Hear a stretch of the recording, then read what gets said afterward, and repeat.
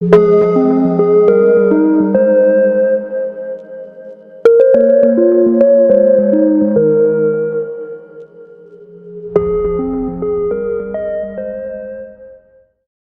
1. You'll hear a man giving information to a group of new university students. First, you have some time to look at questions 1 to 5.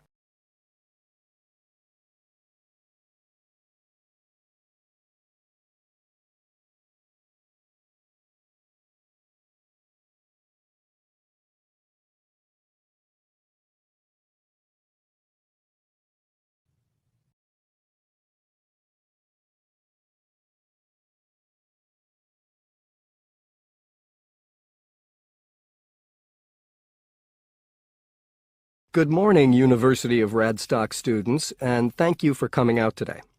As some of you may already know, my name is Scott Barnes, and I am the director of the Student Services Office here at the university. I'm here today to give you some information about what Student Services has to offer you. To begin with, let me just say that I feel that our office will play an important role in the way that all of you will experience your time here at Radstock as students. Primarily, our center is geared towards providing answers to any questions you may have. Because all of our reception staff are currently enrolled as students at Radstock, we feel that we're in an excellent position to deal with any issues you may face during your time here at the university. As I said earlier, the Student Services Office is mainly a place where you can have your queries answered. However, the office is more than that. For example, if you come and visit us, you can pick up your student discount cards. Now, with these cards, which come at no additional cost to you, you can take advantage of reductions of up to 40% on all forms of public transport in the city. In addition, the cards are honored at many shops and restaurants in the area, giving you the chance to save up to 35% off food, beverages, and other purchases. Our office is also the place you should visit if you would like to get involved in any of the 30 different clubs and societies available at Radstock. Come in any time between 10 and 3 on weekdays and sign up to become a member of the university choir or orchestra, the drama or debating club, the university trivia team. The list goes on and on. For new students, I cannot stress enough how vital it is to participate in the non-academic side of university life. Yes, we are here to work hard and do our best at our studies, but student life is also about having fun and meeting like-minded people. So, bearing that in mind, make sure that you get involved and enjoy yourselves. Before you hear the rest of the conversation, you have some time to look at questions 6 to 10.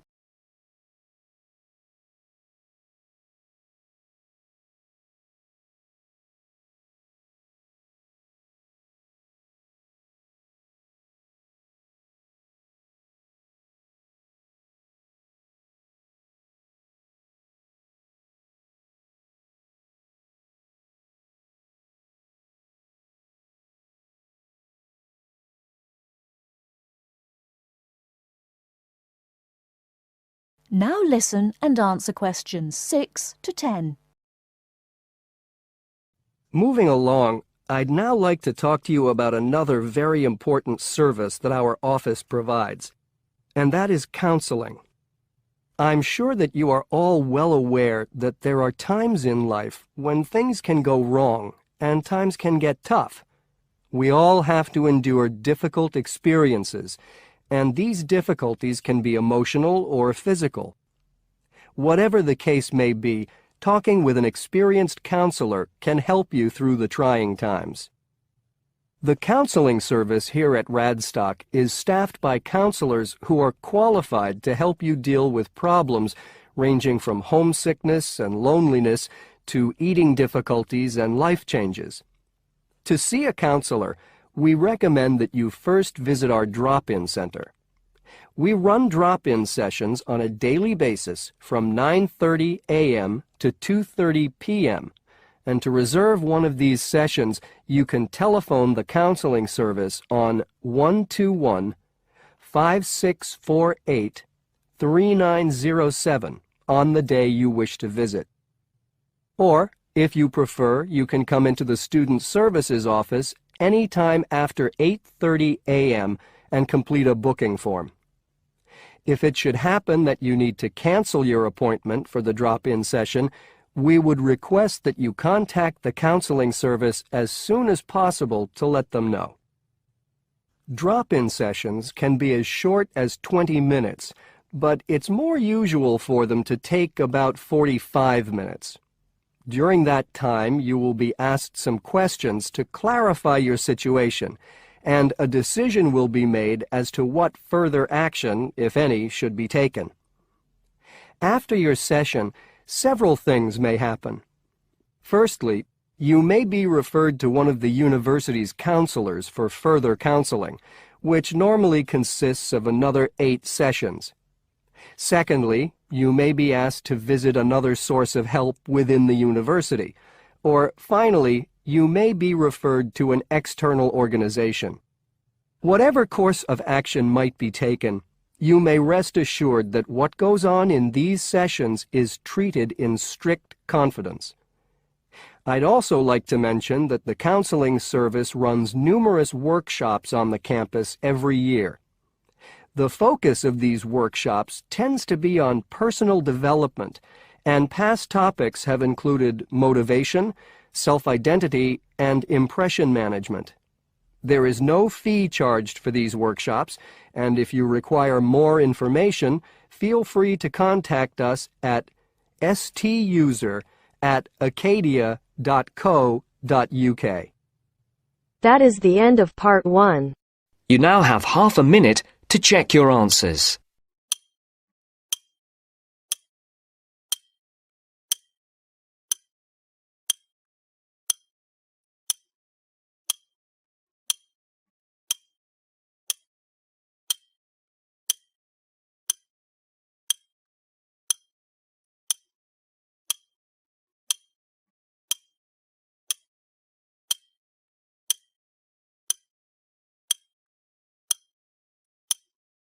Now turns to part 2. Part 2. You will hear a media studies tutor giving a lecture about news sources. First, you have some time to look at questions 11 to 15.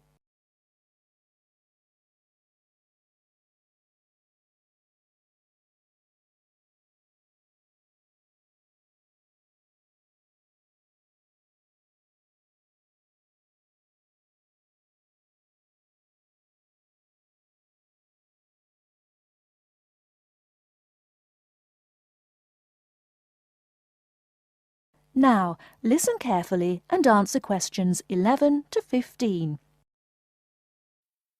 Okay, now many of you will have heard about the predicted death of newspapers, as people increasingly access the TV and the Internet for their news.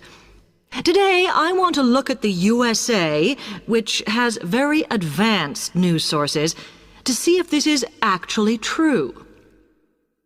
In the USA, the main news sources without doubt are TV, the Internet, and the press. That is, traditional newspapers. And although they are each surviving and growing, they are also changing.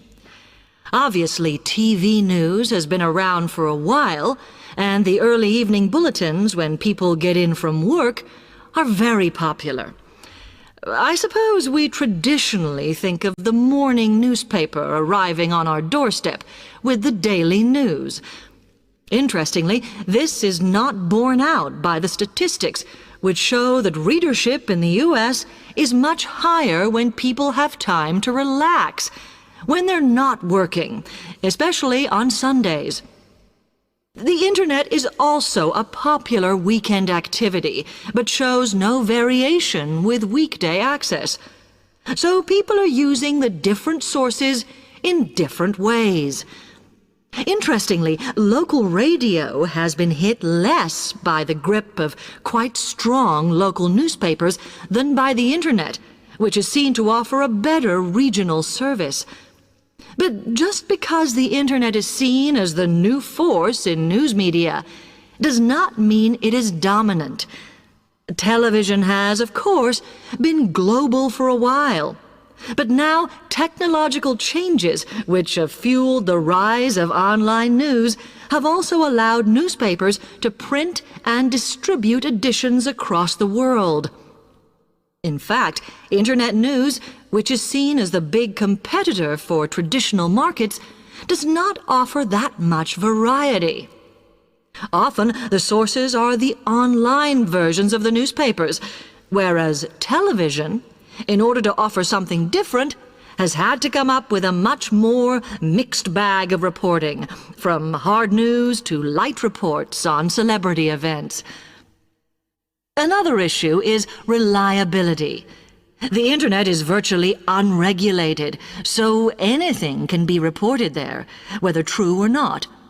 Journalists on newspapers have fought a long, hard battle to fight intervention and to retain the freedom of the press. Television, however, is seen as critical to political power and has become subject to harsh controls about what it can or cannot say. Before you hear the rest of the talk, you have some time to look at questions 16 to 20.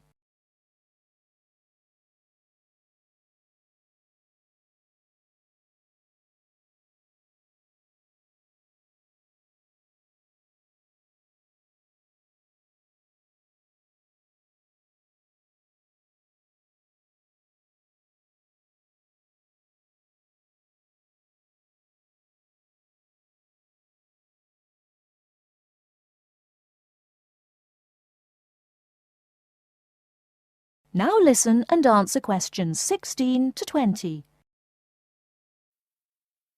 Now, one very critical factor in keeping newspapers alive and well in the USA has been their approach to advertising.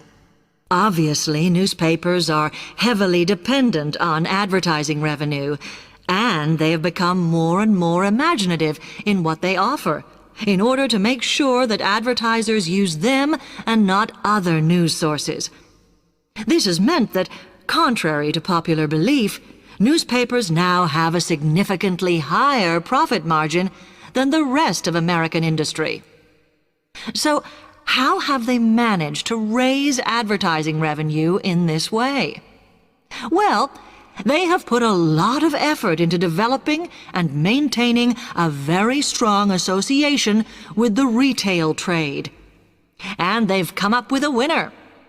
A critical tool in their sales plan has been suggesting that the adverts they run can have vouchers.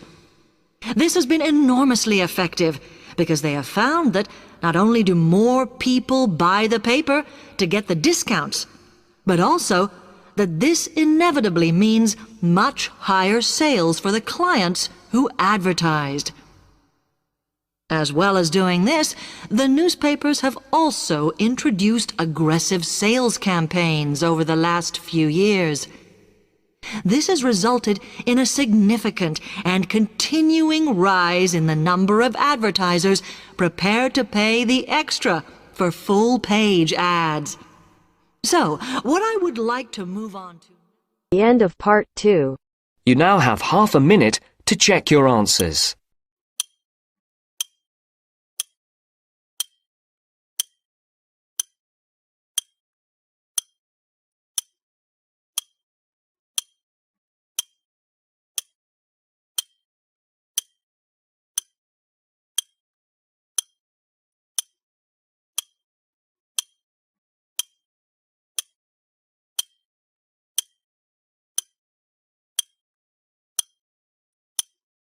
Now turns to part 3. Part 3. You will hear a tutor talking to a student about a case study. First, you have some time to look at questions 21 to 25.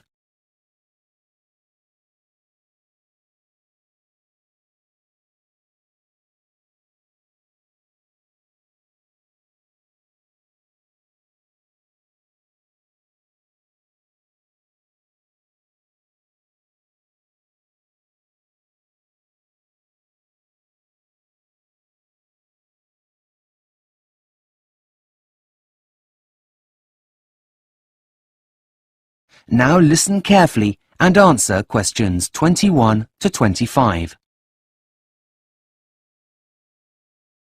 Hi, am I bothering you? Is it okay to see you now? Hi, Jack. No bother. Please come in. As you're a tutor this year, it's my responsibility to oversee your assignments. Now, where are my notes? Oh yes, here they are. Okay. I see that we were going to look at your case study on the challenges of urban planning in the 21st century and how to make it as green as possible. How's it all going? Actually, I'm pretty happy with it. Can I talk you through it to make sure I'm on the right track? Of course, please do. I'll stop you if I have any questions. Okay. Well, I started by giving an overview of what green urban planning has been up until now. Firstly, there's the idea of a green belt. This is the one that everyone's heard of. But I found that while it was successful for a short time and in limited cases, it grossly oversimplified things. Well, that's a good and practical start. What else did you look at? I hope that you also considered the idea of decentralization. Yes, that was really interesting, as although there were no objections to it, and it looked good on paper, it just didn't work in practice. Yes, a conundrum indeed. However, I think you'll find that there are many fads that come and go in this area. It isn't the first, and it won't be the last to simply disappear off the face of the planet. Well, this is all very good so far.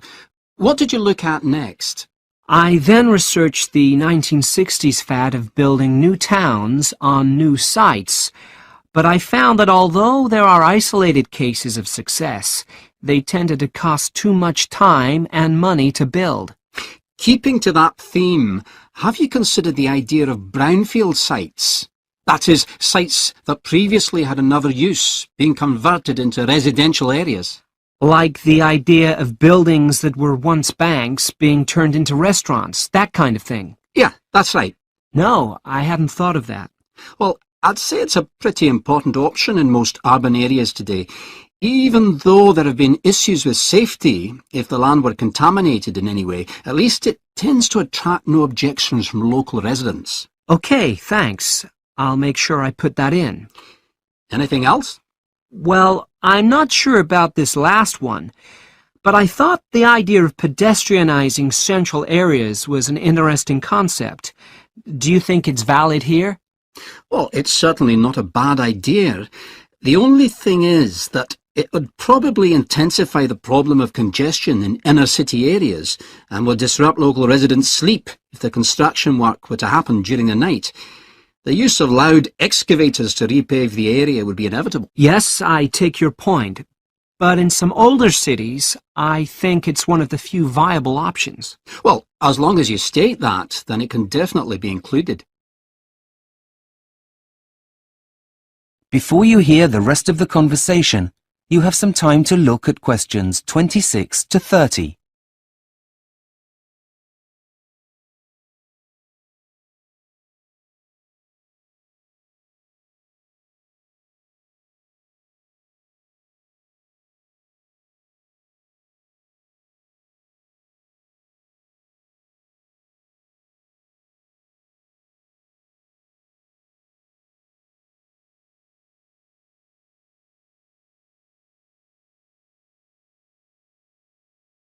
Now listen and answer questions 26 to 30. Okay, so that's my introduction to urban planning sorted. But now I come to the main part, which is the case study. It was really difficult to choose, as there are so many good examples. But in the end, I settled on Curitiba, which is the capital of the South Brazilian state of Paraná. Ah, yes, nice choice. How's the research coming along? Well, to be honest, I'm finding the amount of material a bit too much. There's such a diverse range of statistics that it makes it almost impossible to be selective. Well, tell me a bit more about what you've discovered, and then we'll see if we can come up with a plan to tackle the problem. Well, it's fascinating. Local authorities managed to achieve so much since the 1960s, principally because, rather than waiting for central government initiatives, they chose a cohesive strategy where residents were consulted. Then they took their ideas and implemented them into local government planning to come up with a plan everybody was happy with. Aha!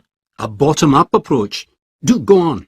Well, the transport system is a real example of the town's eco-friendly image.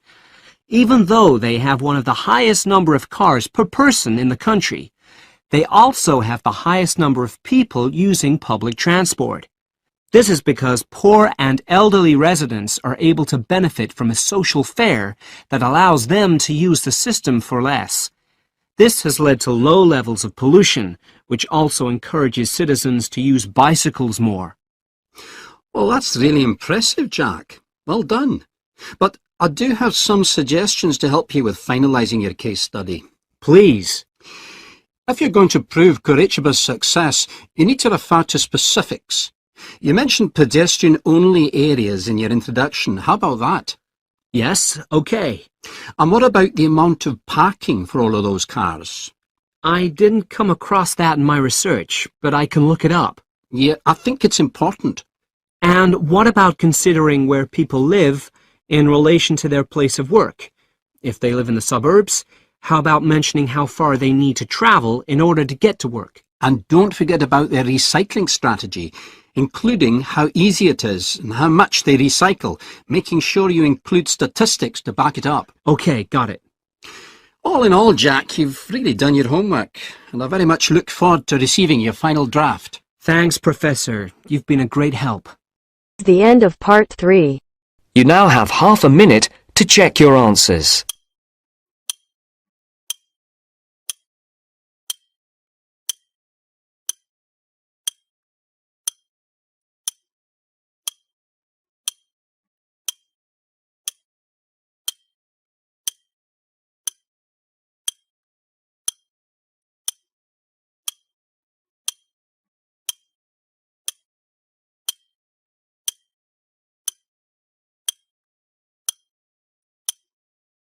Now turns to part 4.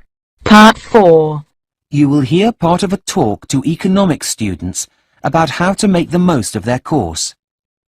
First, you have some time to look at questions 31 to 40.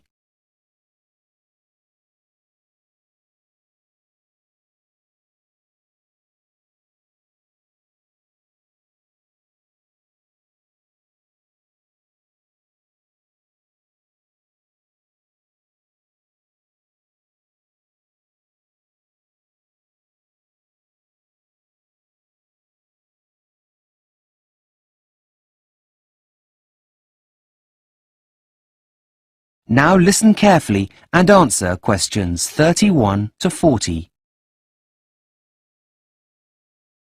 Good morning, everyone, and welcome to the Stanley University School of Economics.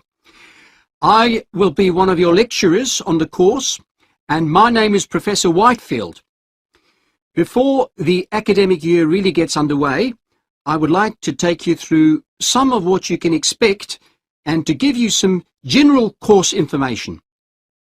Firstly, you will be attending lectures during which you will receive information about economics and the priorities that you will need to focus on.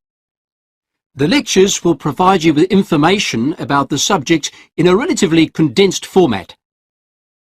In addition, they should also provide a suitable framework for further study. Typically, this is also the first time that students get the chance to meet a researcher at the forefront of the discipline. Traditionally, lectures are seen as an essential part of the learning culture for higher education, in which undergraduate study is viewed as an induction into academic discipline and a way of viewing the world. However, although all I have said until now is true, every year, undergraduate students experience problems with the techniques used in lectures. Being forewarned will hopefully help you with adjusting to these issues. The first problem is that there is little opportunity for the development of student understanding. That is, if you misunderstand something, There is no immediate opportunity to ask. Secondly, when newer teaching approaches are used, such as problem solving, learning outcomes are improved. However, these will still not replace the validity of listening and learning from an expert.